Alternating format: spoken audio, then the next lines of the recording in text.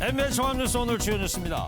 국내에서 370만여 명이 백신 1차 접종을 마쳐 전체 국민 대비 7.3% 수준이며 2차 접종까지 완료한 비율은 1.8%에 그칩니다. 2차 접종률이 36%인 미국 등 다른 국가들에 비해 뒤처지는 상황인데 백신 부족분을 미국에서 빌리고 나중에 되갚는 방식의 백신 스와프를 논의 중인 것으로 알려졌습니다. 국회 본회의장에서 벌어진 더불어민주당 문정복 의원과 정의당 류호정 의원의 언쟁이 양당의 감정 싸움으로 번지고 있습니다. 국민의힘은 민주당을 향해 오만하다며 비판했고 류 의원에 대해서는 M1 자격지심으로 발끈했다며 50보 100보라고 싸잡아 비판했습니다. 어젯밤 경기도 성남의 한 도로를 달리던 택시 안에서 20대 남자 승객이 60대 택시기사에게 흉기를 휘둘러 숨지게 하는 사건이 발생했습니다. 범인은 택시 뒷자리에 앉아있다가 출동한 경찰에 붙잡혔는데 범행 동기에 대해 횡설수설한 것으로 알려졌습니다. 10년 전 빌려준 1억 5천만 원을 갚지 않는다는 이유로 전 동업자를 살해한 50대 남성이 구속됐습니다. 10대 아들과 아들 친구 2명을 동원해 식당에서 피해자와 식사까지 한 뒤에 범행을 저질렀습니다. 중국의 첫 화성 무인 탐사선 태넌 1호가 10개월 여정 끝에 화성에 착륙했습니다. 화성 착륙 성공은 미국과 구소련에 이어 세계 세 번째인데 중국이 미국과 대등한 우주 기술력을 과시하게 됐다는 평가가 나옵니다. 미국 전기차 업체 테슬라 주식을 대량으로 사들여 해외 주식 투자 열기를 주도하던 서학개미들이 18개월 만에 매도세로 돌아섰습니다. 테슬라 CEO 일론 머스크의 이딴 돌발 행동이 영향을 주었다는 해석인데 비트코인과 도지코인 등 가상화폐 시장에도 혼란을 주고 있습니다. 여러분 안녕하십니까? MBN 종합뉴스입니다. 코로나19 백신을 접종한 사람이 9,500여 명 더해지면서 약 370만 명이 1차 접종을 받았습니다. 전체 국민 대비 7.3% 수준인데 이 중에 2차 접종까지 마친 대상은 1.8%에 불과합니다. 미국은 36% 인구가 2차 접종까지 마쳤는데요. 우리도 접종 속도 높여야 할 것 같습니다. 네, 첫 소식 강재묵 기자가 전해드립니다. 국내 코로나19 백신 1차 접종자는 전 국민의 7.3%입니다. 2차 접종까지 마친 사람은 90만 명 남짓으로 인구 대비 1.8%에 불과합니다. 반면 미국은 36%, 영국은 28% 등 2차 접종 완료율이 훨씬 높습니다. 그만큼 일상생활이 자유로워진다는 뜻입니다. 정부는 다음 달 말까지 1,300만 명, 추석이 껴있는 오는 9월까지는 3,600만 명의 백신 1차 접종을 끝내겠다는 입장입니다. 추석 정도가 된다면 접종의 완료 정도에 따라서 해당되는 집단에 따라서는 우선은 실외부터 그리고 실외에서도 마스크 착용과 관련해서 여러 가지 안전성이나 이런 것이 검증이 되면 오늘 코로나19 신규 확진자는 681명을 기록했고 661명이 국내 발생입니다. 최근 한 주간 확진자는 500에서 700명대에서 등락을 거듭했습니다. 하루 평균 국내 발생 확진자는 591명으로 여전히 2.5단계에 머물렀습니다. MBN 뉴스 강재묵입니다. 네, 앞서 리포트에서도 보셨지만 우리나라 백신 접종에 좀 더 속도가 붙어야 할 것 같습니다. 현재 백신 수급 상태 또 앞으로 공급 전망 이건열 기자와 뉴스 추적하도록 하겠습니다. 이건열 기자, 이제 백신 불안 조금 해소가 됐습니까? 네, 이달 초에 백신 수급에 대한 불안이 좀 커졌었는데 5월 3일 기준으로 아스트라제네카는 35만 회, 화이자분은 52만 회분이 남아있던 상황이었습니다. 그런데 지금은 아스트라제네카 161만 회, 화이자 71만 회분 잔여량이 있습니다. 네. 정부 목표대로 상반기 내 1,300만 명 1차 접종을 마치려면 일주일에 100만 명 이상, 그러니까 하루에 15만 명에서 20만 명이 접종을 해야 하는 상황인데요. 일단 지금 숨통은 트였습니다. 그런데 수급 불안이 완전히 사라졌다, 이렇게 보긴 좀 어렵습니다. 상반기 도입 예정인 아스트라제네카 화이자 백신 가운데 35%만 들어왔습니다. 네. 아직도 65%가 더 들어와야 하는 상황입니다. 그렇군요. 자, 이 안정적인 백신 공급하려면 백신 여유가 있는 미국에서 백신을 먼저 빌려오는 게 좋다, 이런 분석도 있지 않습니까? 네, 그렇습니다. 백신 스와프라고 하는데요. 백신 부족분을 미국에서 미리 빌려오고 나중에 우리가 여유가 생기면 되갚는 방식입니다. 이달 21일 예정된 한미 정상회담에서 백신 스와프의 양해각서 체결 가능성이 있다. 이런 보도가 나왔습니다. 네. 보도에 대해서 외교부는 보건당국과 협의하에 미 측과의 백신 협력을 위해 노력 중이라고 밝혔습니다. 아마 이 공개할 단계는 아니지만 한미 당국 사이에 물밑 접촉은 있는 것으로 보입니다. 네, 뭐 한미 정상회담 21일이라지만 다음 주 금요일입니다. 네, 그렇습니다. 자, 우리 기업이 해외 백신을 위탁 생산할 수도 있다. 이런 보도도 최근에 나오지 않았어요? 네, 그 제약업계에서 삼성바이오로직스가 미국 모더나 백신을 위탁 생산할 수 있다는 전망이 나왔습니다. 이게 만약 사실이라면 주가에도 큰 영향을 미칠 사안이라 삼성바이오가 공식 입장을 밝혔는데 현재 확정된 바는 없어 확인이 불가하다. 확인이 가능한 시점 또는 1개월 이내에 제공시하겠다고 했습니다. 네. 그런데 앞서 삼성바이오는 화이자 위탁 생산설에 대해서는 사실이 아니라고 강하게 부인했거든요. 그랬던 삼성바이오가 한 발 물러선 건데 업계에서는 시인하는 것 아니냐 이런 추측도 내놓고 있습니다. 네. 자, 근데 이 인과관계는 뭐 아직 안 밝혀졌지만 백신 접종 후에 이 숨지는 사례가 좀 계속 나오고 있어요. 네, 그렇습니다. 서울에서 80대 남성이 화이자 백신 2차 접종을 하고 일주일 뒤에 숨졌습니다. 또 경북 청도에서도 화이자 백신을 맞은 80대 남성이 11일 만에 사망했습니다. 오늘 0시까지 접종 후 공식적으로 사망 접수된 사례 모두 119건을 기록했습니다. 그런데 사망자 중에는 고령자 또 기저질환자가 많아서 사망 원인에 대해서는 세심한 분석이 필요하고요. 사망과 백신 사이 인과관계가 있다고 볼 근거는 아직 보고되지 않았습니다. 네. 뭐 인과관계에 대해서는 당국이 이제 발표가 있겠죠, 앞으로? 네, 그렇습니다. 그리고 말입니다. 임신부에게도 안전하다. 이런 연구 결과가 나온 게 있다면서요? 네, 일단 우리나라에서 임신부는 접종 대상이 아닌데요. 백신 개발 과정에서 임신부를 대상으로 실험을 한 건 아니기 때문입니다. 그런데 화이자, 모더나 백신이 임신한 여성에게도 효능이 있고 안전하다는 연구 결과가 나왔습니다. 네. 하버드의대 연구진이 참여한 연구인데 임신 중이거나 출산 뒤 접종한 여성을 대상으로 연구를 했습니다. 백신 효과가 있었고 심각한 부작용은 없었습니다. 또 백신으로 형성된 중화 항체가 모유와 탯줄에서 검출됐습니다. 임부와 산부에 대한 백신 접종이 신생아에게 면역력을 전달한다는 것으로 볼 수 있다. 연구진은 이렇게 설명했습니다. 네. 지금 60살 이상인 분들이 백신 신청하는 기간 아닙니까? 예. 많은 전문가를 통해서 안전성이 검증됐으니까 꼭 신청하셔야겠습니다. 지금까지 이건열 기자였습니다. 다음 소식입니다. 어젯밤 경기도 성남에서 운전을 하던 60대 택시기사를 살해한 남성 승객이 현재 경찰 조사를 받고 있습니다. 범행 동기에 대해서는 횡설수설한 것으로 알려졌는데 경찰은 이르면 오늘 밤에 구속영장을 신청합니다. 김민영 기자입니다. 택시 한 대가 미끄러지더니 가로수를 들이받습니다. 곧이어 순찰차와 구급차가 도착하고 경찰과 구급대원들이 차 주변을 에워쌉니다. 어젯밤 9시 50분쯤 택시기사에게 흉기를 휘두른 승객이 현행범 체포됐습니다. 소방차하고 경찰관들이 여론이랑 뛰어가고 그러던데 한쪽에 사람들이 많더라고 웅성웅성하고. 가해 남성은 범행을 저지른 뒤 뒷문을 열고 도주하려다 시민들에게 제지당하고 신고를 받고 출동한 경찰에 붙잡혔습니다. 택시기사인 60대 남성은 심폐소생술을 받으며 병원으로 옮겨졌지만 끝내 숨졌습니다. 피의자는 택시를 탈 때부터 흉기를 소지하고 있었던 것으로 파악됐습니다. 음주 상태는 아니었지만 경찰 조사에서 범행 동기에 대해선 횡설수설한 것으로 전해졌습니다. 경찰은 택시 블랙박스를 확보해 자세한 사건 경위를 조사하고 이르면 오늘 밤 살인 혐의로 구속영장을 신청할 계획입니다. MBN 뉴스 김민영입니다. 빚을 갚지 않는다며 전 동업자를 살해한 50대 남성이 구속됐습니다. 이 남성은 범행에 10대인 아들과 아들 친구들까지 동원했고 범행 전에는 피해자와 태연하게 식사를 한 것으로 드러났습니다. 윤기란 기자입니다. 하얀색 승용차가 공장 단지로 들어옵니다. 20여 분 뒤 누군가를 태운 차량이 공장을 떠납니다. 차에 탄 사람은 50대 공장주인데 이후 공장주가 이틀 넘게 보이지 않자 직원이 경찰에 신고했습니다. 전화를 끊어오니까 연락이 안 되니까 집에 가니까 집에도 없고 그래서 경찰에 신고. 공장주는 숨진 지 나흘 만에 정선의 한 하천 근처에서 발견됐습니다. 범인은 공장주를 차에 태우고 나간 전 동업자 50대 서모 씨였습니다.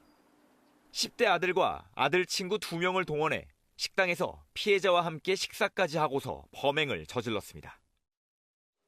피의자 일행은 근처 하천변에서 피해자를 둔기로 폭행해 살해하고선 시신을 이곳에 묻은 혐의를 받고 있습니다. 경기도에서 긴급 체포된 서 씨 일행은 피해자에게 10여 년 전 빌려준 돈을 받으려 만났다고 진술했습니다. 피해자한테 1억 5천만 원 받을 돈이 있다. 이렇게 해서 이제 찾아갔어요. 돈이 없으니까 이제 실랑이 한 거죠. 그렇게 하다가 서 씨를 뺀 아들과 아들 친구들은 범행을 모두 자백했습니다. 법원은 살인과 사체 유기 혐의로 체포된 이들에 대해 구속영장을 발부했습니다. MBN 뉴스 윤기란입니다. 생후 16개월 된 입양아 정인이 학대 사망 사건을 두고서 양부모에 대한 1심 판결이 나왔습니다. 양모에게는 무기징역, 양부에게는 징역 5년형입니다. 이에 양부는 벌을 달게 받겠다면서도 혼자 남을 친딸을 위해서 불구속 재판을 요청하기도 했습니다. 고정수 기자입니다. 서울 남부지법에서 열린 16개월 입양아 학대 사망 사건의 1심 선고 공판. 숨진 정인 양의 양모 장 씨는 살인, 양부 안 씨는 아동복지법 등의 위반 혐의로 재판에 넘겨져 판결을 기다렸습니다. 판사가 판결문을 읽는 내내 눈물을 흘린 장 씨는 이윽고 무기징역이 선고되자 더욱 심하게 흐느끼는 모습을 보였습니다. 징역 5년형에 처해진 양부 안 씨에게는 법정 구속 전 말할 기회가 주어졌습니다. 안 씨는 먼저 죄에 대해 벌을 달게 받겠다고 밝혔습니다. 이어서 혼자 남을 딸을 생각해 2심까지는 불구속 재판을 받게 해달라고 요청하자 방청석에선 야유가 터져나왔습니다. 법원 밖에선 재판 전부터 양모에게 법정 최고형을 내려야 한다는 목소리가 컸습니다. 선고 후엔 이번 판결이 아동학대죄 처벌이 무겁다는 선례를 남기기엔 부족했다는 지적도 속출했습니다. MBN 뉴스 고정수입니다. 청정 1급수라 하면 흐르는 물을 그냥 마셔도 되는 깨끗한 물을 말합니다. 경북 봉화군 계곡의 얘기인데 지금은 이렇게 보시다시피 온통 하늘색 물로 변해버렸습니다. 인근 태양광 공장에서 나온 색소 때문이라고 하는데 관련해서 심우영 기자가 현장 취재했습니다. 계곡물이 물감을 풀어놓은 듯 온통 하늘색으로 변했습니다. 하늘색 물은 계곡 상류에서 끊임없이 흘러내립니다. 1급수 청정 계곡은 하천 바닥조차 보이지 않습니다. 계곡물을 식수로 쓰던 주민들은 분통을 터뜨립니다. 그 제산면 전체 주민들은 이 물을 먹는 겁니다. 기분 나쁜 정도가 아니라 뭐 혐오스럽고 아주 화가 지금 엄청 나가서. 하늘색 물이 흐른 지 보름여가 지났지만 이 계곡물은 여전히 탁한빛을 띠고 있는데요. 오염된 구간만 상류부터 마을까지 무려 2.5km에 달합니다. 계곡을 따라 상류로 올라갔더니 태양광 시설 공사 현장이 나오고 땅 표면과 웅덩이엔 하늘색 물이 가득합니다. 태양광 업체가 풀시 살포 작업을 하고 조경용 색소 40톤을 뿌렸는데 비가 오면서 흘러내린 겁니다. 봉화구는 주민 신고 후 나흘이 지나서야 수질 검사에 나섰고 감추기에 급급했습니다. 비가 좀 오는 관계에 있어서 녹색물이 내려가게 됐습니다. 일단 배수로 안에 고여있는 녹색물들을 제거를 하고 있고요. 또 흘러가지 않게 저류 시설을 줄이는. 태양광 업체의 관리 부실에 봉화군의 늑장 대처 탓에 생태 하천이 하늘색으로 물들고 있습니다. MBN 뉴스 심우영입니다. 미국 전기차 업체 테슬라를 대량으로 사들여서 해외 주식 투자 열기를 주도하던 서학개미들이 갑자기 매도세로 돌아섰습니다. 테슬라 회장 일론 머스크의 잇따른 돌발 행동이 영향을 줬다는 분석인데요. 요즘 전 세계에서 가장 주목받는 인물이 바로 머스크죠. 머스크의 말 한마디로 테슬라 주가도 그렇고 코인 가격도 널뛰게 하고 있습니다. 개구장이 표정을 하고 있는데요. 머스크 입에 마스크를 채우면 그래도 뭐 말은 계속하겠죠. 박은채 기자입니다. 이달 들어 서학개미들은 테슬라 주식 4,600만 달러, 우리 돈 520억 원어치를 순매도했습니다. 월간 기준 서학개미들이 테슬라 주식을 순매도한 건 2019년 12월 이후 처음입니다. 지난해 서학개미들은 한 달에 5억 달러 가까이 테슬라를 순매수했습니다. 가장 큰 이유는 올해 줄곧 지지부진한 주가 흐름입니다. 지난 1월 900달러로 고점을 찍은 테슬라 주가는 하락세를 보이며 지난 14일 고점 대비 30% 넘게 하락했습니다. CEO 머스크의 돌발 행동도 불안 요인으로 꼽힙니다. 현지 시각 12일 머스크는 갑자기 비트코인을 통한 테슬라 결제를 막겠다는 내용의 트윗을 올렸습니다. 폭탄 발언 직후 비트코인 등 주요 가상화폐는 10% 넘게 급락했지만 머스크의 기행은 여기서 그치지 않았습니다. 하루 뒤 도지코인 거래 시스템 개선을 위해 개발자와 협력 중이라는 트윗을 올리자 도지코인 가격은 널뛰기를 했습니다. It's the future of currency. It's an unstoppable financial vehicle that's going to take over the world. 일련의 해프닝 속에 머스크에 대한 비난이 급속도로 확산했고 이는 테슬라 불매 운동과 주가 급락으로 이어졌습니다. 트윗 몇 번에 머스크 본인 재산도 나흘 동안 28조 원이나 사라졌습니다. MBN 뉴스 박은채입니다. 중국의 첫 화성 무인 탐사선 태넌 1호가 10개월 여정 끝에 화성 착륙에 성공했습니다. 작년 7월에 발사됐는데요. 지금까지 화성 착륙에 성공한 나라는 미국과 구소련뿐인데 이번 성공으로 중국이 미국과 대등한 우주 기술력을 과시하게 됐다는 평가입니다. 중국의 우주 굴기가 산이 우뚝 솟는다 이런 뜻이죠. 길기범 기자 보도를 먼저 보시고요. 흥미진진한 화성 탐사 뉴스 추적하겠습니다. 연구원들이 일제히 박수를 치고 기쁨에 겨워 서로 얼싸안습니다. 중국의 첫 화성 무인 탐사선 태넌 1호가 화성 착륙에 성공하자 중국 국가항천국이 축제 분위기에 휩싸였습니다. 태넌 1호는 오늘 오전 화성 유토피아 평원에 무사히 착륙했습니다. 今天早上，天问1号着陆巡视器成功着陆于火星乌托邦平原南部预选着陆区，我国首次火星探测任务着陆火星取得圆满成功。 지난해 7월 23일 발사된 태넌 1호는 지난 2월 화성 궤도에 진입했습니다. 궤도를 돌며 자료를 수집하다 발사 10달 만에 화성 땅을 밟았습니다. 달과 달리 화성에는 대기가 존재해 탐사가 매우 까다롭다고 평가되는데 실제 45차례 화성 탐사 시도 중 성공률은 절반도 안 됩니다. 화성 착륙에 성공한 국가도 미국과 구소련뿐이었습니다. 그런데 뒤늦게 우주 개척 도전장을 던진 중국이 세 번째로 성공하면서 전 세계의 우주 기술력을 과시했다는 평가입니다. 시진핑 주석도 중국이 행성 탐사 분야에서 선진국 대열에 진입했다고 자축했습니다. 태넌 1호는 앞으로 3개월 동안 화성에 머무르며 탐사 로봇 주룽을 통해 화성 표면과 지질 특징 등을 조사할 예정입니다. MBN 뉴스 길기범입니다.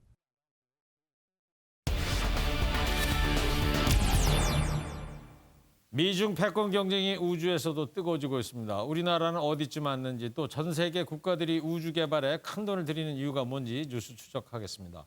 국제부 전민석 기자 나왔어요.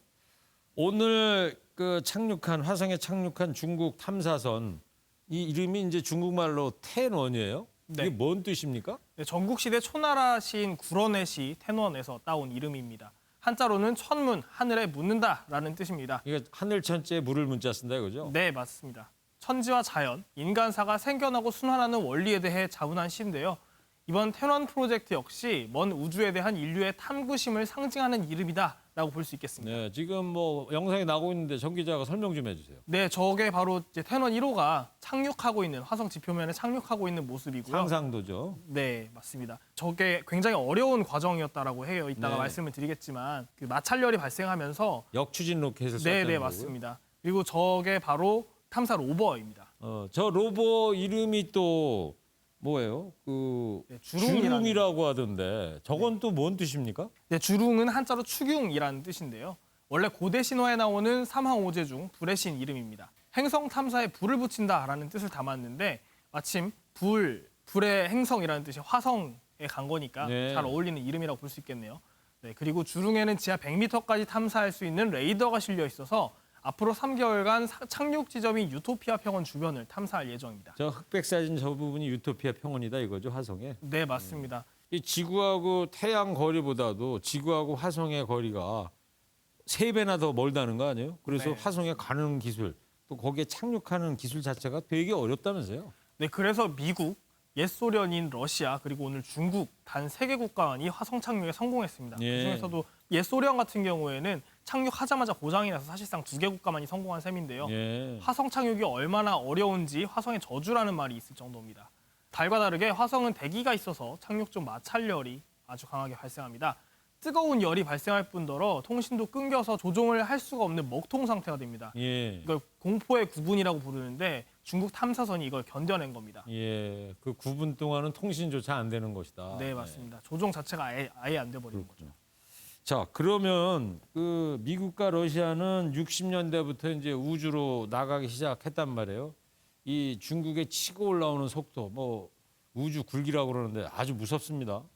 네, 중국은 화성에 앞서서 달 착륙에도 성공을 했었습니다. 작년에도 뉴스가 많이 나왔었는데 지난 2019년에는 세계 최초로 달 뒷면에 착륙을 했었고 지난해에는 달 표면에 아예 오성 홍기를 꽂고서 돌아왔었죠. 네. 미국과의 패권 경쟁에서 밀리지 않겠다라는 메시지를 대내외에 천명한 거라고 볼 수 있겠습니다. 예. 뭐 중국 참 우주 기술 부럽기도 하고요. 우리나라는 우주 개발 어디쯤 와 있다고 봐야 돼요? 네, 우리나라도 곧 의미 있는 행보를 합니다. 올해 10월이면은 한국형 발사체 누리호를 쏘아 올리는데요. 2013년에 쏘았던 한국 첫 발사체 나로호는 엄밀하게 말하면 우리 독자 기술은 아니었습니다. 발사체는 우주에 도달하고 위성을 궤도에 투입할 수 있는 수단인 만큼 발사체 보유는 안정적으로 우주 개발 계획을 수행할 수 있다라는 의미입니다. 네. 내년 8월엔 달 궤도선을 발사를 하고요. 2030년에는 마침내 달 착륙까지 목표로 하고 있습니다. 2030년요. 네. 이제 뭐 9년 남았네요. 그러면 우리나라 태극기가 달에 휘날리는 모습도 볼 수 있겠네요. 가져가서 꽂으면 볼 수 있을 텐데. 좀 기대해 볼게요. 네. 근데 미국의 닐 암스트롱이 인류 최초로 달에 간 것도 벌써 1969년이면 50년이 그렇죠. 넘는 거잖아요. 69년 7월이었죠. 네. 근데 우리는 1980년대 말부터 본격적으로 우주 개발에 착수를 한 거니까 시간적 격차가 좀 크게 있습니다. 네. 네, 그리고 우리나라 우주 산업 예산이 연간 5억 달러 정도 되는데 미국에 비하면 100분의 1 수준입니다. GDP에 대비를 해봐도 미국의 7분의 1 수준, 중국에는 절반에도 못 미칩니다. 네, 그렇군요. 그리고 아마존의 뭐 제프 베이조스나 테슬라, 일론 머스크는 조만간 우주 관광까지 한다던데 이 마냥 손을 놓고 있을 수는 없잖아요. 그러면 우주 시대 우리가 해야 할 역할 뭐가 있을까요? 우리만의 비교 우위를 만드는 게 굉장히 중요합니다. 캐나다 같은 경우에는 로봇팔에 특화가 돼 있어서 미국 우주왕복선엔 항상 캐나다의 로봇팔을 실었었다고 해요. 네. 네, 우리는 반도체나 통신 기술에 큰 강점이 있죠. 우주에서 영상을 받을 때 지금은 극초단파나 무선 신호를 이용을 한다고 하는데 우주 공간을 극복할 수 있는 인터넷 기술을 개발하고 특화를 할 수도 있겠죠. 글로벌 우주산업 신장이 2016년에 400조 원에서 2040년이면 1220조 원으로 늘어난다는데 부지런히 따라잡아야겠습니다. 예, 강대국 사이에서 우리가 살아남으려는 방법, 우주 정책에서도 필요해 보입니다. 뉴스 추적 전미석 기자였습니다. 뉴스 이어갑니다. 이른바 김학의 사건 수사 외압 의혹과 관련해 이성윤 서울중앙지검장 등이 기소된 데 이어서 수사가 그보다 더 윗선을 향할 것으로 보입니다. 그 단초가 될 검사 3명에 대한 수사가 공수처로 이첩된 상태인데 이를 두고도 공수처가 직접 수사를 할지 아니면 검찰로 재이첩할지 의견이 분분합니다. 임성재 기자입니다. 공수처는 김학의 사건 관련 수사 외압 의혹에 연루된 윤대진 전 법무부 검찰국장 등 3명의 사건을 수원지검으로부터 넘겨받았습니다. 검찰은 당시 조국 민정수석, 박상기 법무부 장관의 연락을 받은 윤 전 국장이 안양지청 지휘부를 통해 수사팀에 외압을 가했다고 판단했습니다. 또 조 전 수석이 불법 출국 금지 과정 자체에도 관여했다는 의혹까지 들여다본 것으로 전해졌습니다. 공수처가 윗선으로 수사를 확대할지 이목이 집중되는 이유입니다.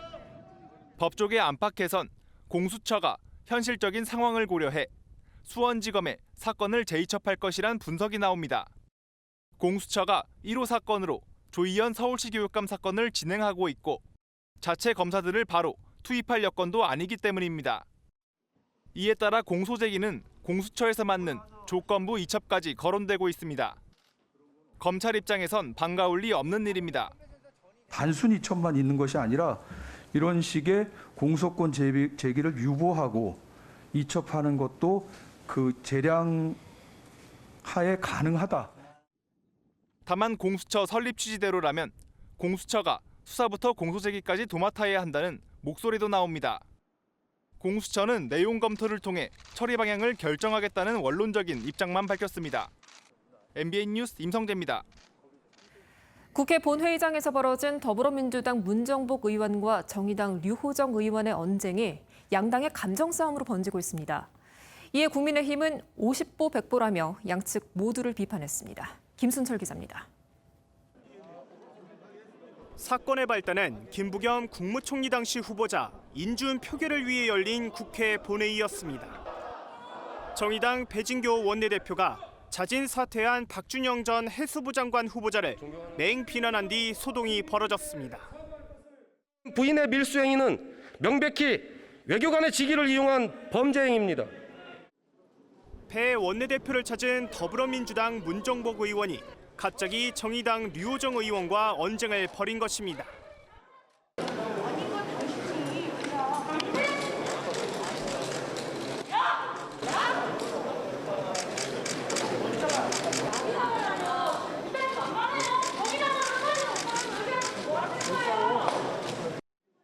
논란이 확산하자 문 의원은 당신은 박 전 장관 후보자를 지칭한 것이라고 해명했지만 말싸움은 양당의 신경전으로 번지고 있습니다. 홍기원 민주당 의원은 류 의원이 완전히 오해하고 도발적 태도를 취했다며 정의당에 사과를 요구했고, 강민진 청년정의당 대표는 당시 홍기원 의원이 류 의원 어깨를 치는 영상을 올리며 어디에 손을 올리냐며 맞받았습니다. 국민의힘은 국민의 눈살을 찌푸리게 하는 감정 싸움이라며 양당의 잘못은 50보 100보라고 논평했습니다. MBN 뉴스 김순철입니다. 가족 동반 출장 등 각종 의혹 속에 임명된 임혜숙 과학기술정보통신부 장관에 대한 논란이 계속되고 있습니다. 임명 배경을 놓고 여성 할당제 논란부터 영부인 배후설까지 여전히 이어지고 있습니다. 전정인 기자입니다. 국민의힘은 자진 사퇴를 요구했던 임혜숙 과학기술정보통신부 장관이 임명되자 여성 장관 할당제를 집중 질타했습니다. 이 여성 장관 후보자를 여성 몫으로 할당을 했다는데 저부터 도대체 이분이 어떻게 여성을 대표할 수 있는가 참 의문이 듭니다. 황보승희 국민의힘 의원은 임 장관 임명 강행 뒤에는 김정숙 여사가 있다는 얘기도 나온다며 영부인 배우설 의혹까지 제기했습니다. 청와대는 즉각 반박했습니다. 근거 없는 의혹 제기라며 강한 유감을 표하고 제1야당 국회의원으로서 최소한의 품격을 지켜달라고 맞받아친 겁니다. 윤건영 민주당 의원은 구체적인 근거도 없이 무조건 지르고 보자는 심보가 고약하다며 황보 의원에게 사과를 요구했습니다. 이런 가운데 윤희숙 국민의힘 의원은 임 장관 임명은 권력이 여성을 끌어올려주고 있다는 싸구려 생색을 낸 것이라며 양성평등 목표에 흙탕물을 끼얹었다고 공세를 이어갔습니다. MBN 뉴스 전정인입니다. 오는 6월부터는 다주택자의 양도소득세와 종합부동산세 부담이 크게 늘어납니다. 그래서 정부가 이달에 절세 매물이 쏟아질 것이라고 기대를 했는데 오히려 매물은 줄어들고 거래는 더 끊겼다고 합니다. 박통일 기자가 현장에서 그 이유를 찾아봤습니다. 서울 성동구의 한 아파트. 2,500세대가 넘는 대단지로 평소 거래가 활발했던 곳인데 최근 매물이 확 줄었습니다. 정부는 보유세 과세 기준일인 다음 달 1일을 앞두고 매물이 늘 것으로 기대했지만 시장의 반응은 다릅니다. 나올 거는 진작 나와서 긴박해놓고 안 팔죠. 이 집도 지금 세금 때문에 파는데 안 팔리면 자제가 될 생각은 하셔요. 6월 1일을 기준으로 양도소득세는 지금보다 10%포인트가 더 높아지고 0.6에서 3.2%였던 다주택자 종부세율도 1.2에서 6%로 2배 뜁니다. 따라서 다주택자 상당수는 이미 매물을 정리했고 증여를 선택한 사람도 적지 않다는 게 중개업소의 설명입니다. 반면 매수 대기자들은 집값 하락에 대한 기대로 주택 매수를 주저하면서 서울 아파트 거래량은 넉 달째 감소 추세입니다. 이달 안에 잔금을 치르는 조건으로 가격을 낮춘 급매물이 간혹 나오지만 상당수 지역에선 오히려 호가가 올라 서울 아파트 값은 5주째 상승세를 이어가고 있습니다. 서울에서는 매수세가 줄긴 했지만 다주택자들 역시 매물을 싸게 내놓지 않고 있어서 가격이 체감할 정도로 낮아지진 않은 상황입니다. 전문가들은 민주당이 준비 중인 부동산 대책이 구체화되기 전까지는 지금과 같은 거래 없는 상승세가 이어질 것으로 내다보고 있습니다. MBN 뉴스 박통일입니다.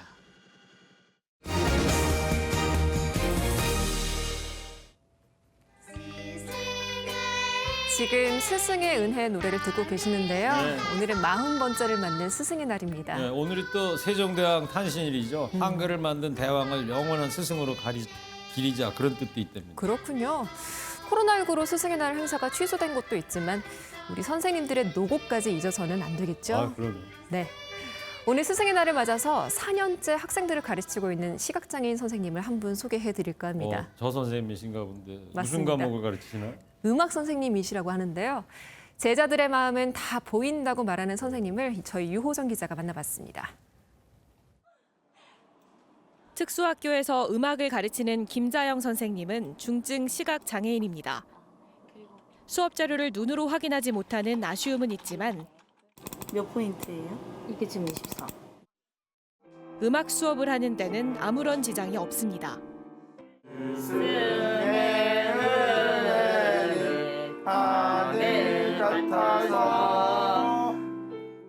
김 선생님의 눈에는 학생들의 윤곽 정도만 어렴풋하게 보입니다. 그래도 선생님과 제자들은 마음으로 서로 눈빛을 나눌 수 있습니다. 안녕하세요. 안녕하세요. 안녕하세요. 지난해 원격 수업은 김 선생님에게도 큰 고민거리였습니다. 장애가 있는 학생들이 모니터와 스피커로 음악 공부를 잘할 수 있도록 직접 동영상을 제작했습니다. 다행히 올해는 학생들이 모두 등교를 하게 돼 사제지간이 한층 더 돈독해졌습니다. 기분이 좋아요. 감사합니다. 사랑 하트. 사랑해요.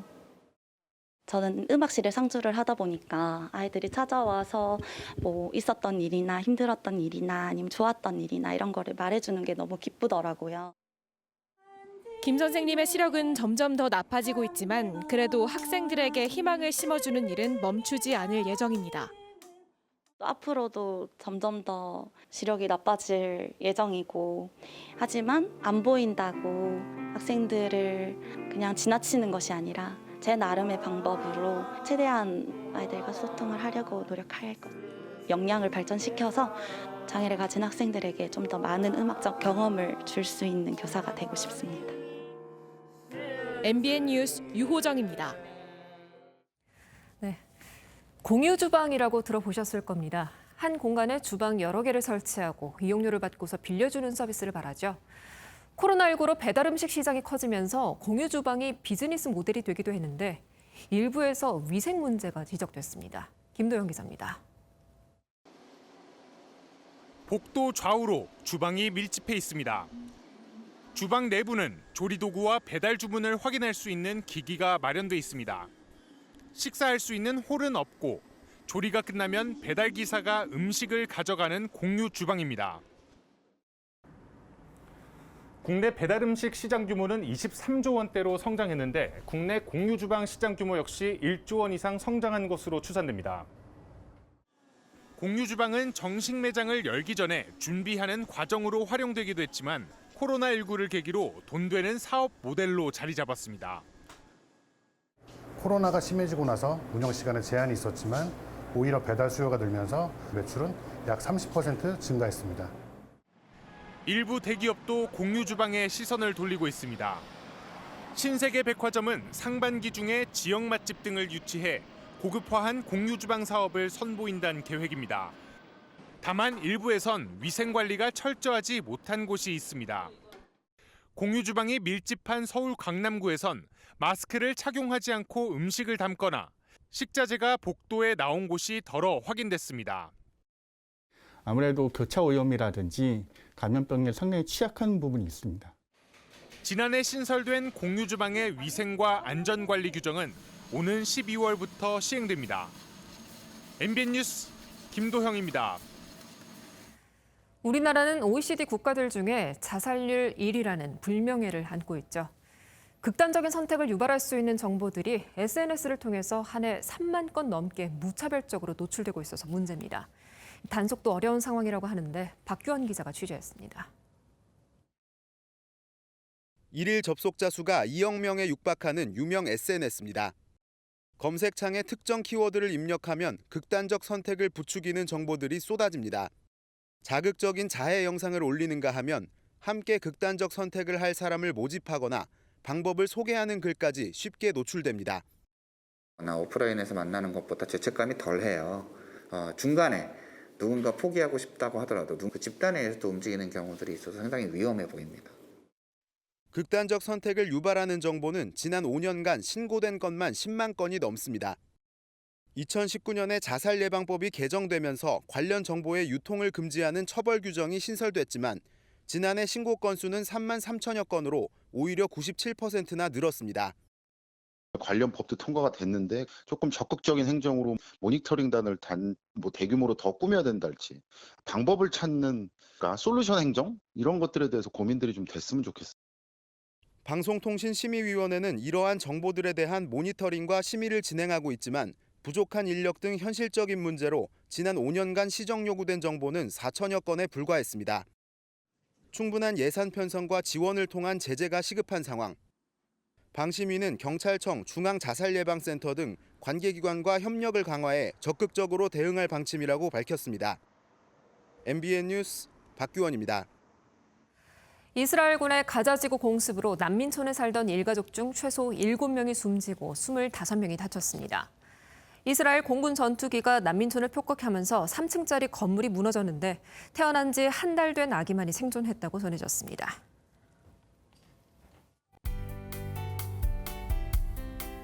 주말인 오늘은 비가 내렸다 그치기를 반복하면서 종일 흐린 하늘을 보였습니다. 중국에서 다가오는 저기압의 영향으로 오늘 늦은 밤 또 한 차례 비가 내리겠는데요. 서쪽 지역부터 비가 내리기 시작해서 내일 새벽이면 전국으로 확대되겠습니다. 모레까지 중서부 지역과 전북, 전남 북부, 경북 지역에 50에서 많게는 100mm, 그 밖의 지역에는 10에서 60mm의 비가 내리겠습니다. 많은 양의 비가 내릴 것으로 예상돼 현재 수도권과 영서, 충청 북부 지역에 호우 예비특보가 발령 중입니다. 중부지방을 중심으로 시간당 30에서 50mm의 매우 강한 비가 내릴 것으로 예상됩니다. 이에 더해서 내일 새벽부터 제주에는 순간적으로 초속 20m의 바람이 불어들겠습니다. 어제는 30도를 웃돌면서 때이른 여름을 실감했죠. 오늘은 비의 영향으로 무더위가 한풀 꺾였습니다. 오늘 한낮 기온은 26도에 그쳤고요. 내일은 21도, 모레는 19도로 평년보다도 낮겠습니다. 내일 밤 서쪽 지역부터 비가 그치겠고요. 일부 지역은 모레 낮까지 산발적으로 비가 이어지겠습니다. 비가 내리는 지역에는 돌풍과 함께 천둥, 번개가 치는 곳도 있겠습니다.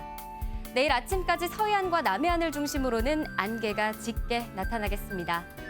석가탄신일인 수요일에는 비 소식 없이 맑겠습니다. 주 후반에는 또 한 차례 비 소식이 있습니다. 날씨였습니다. 오늘 영상 속으로는요, 김현석 기자가 취재한 제주도 중문에 있는 대포 주상절리 풍경입니다. 참 보이시죠? 비경이죠. 그러니까요. 수직 돌기둥과 소나무 바다가 어우러진 절경 중의 절경입니다. 네, 사람이 조각칼로 조각해 놓은 것 같은데 참 싱그럽지 않아요? 네.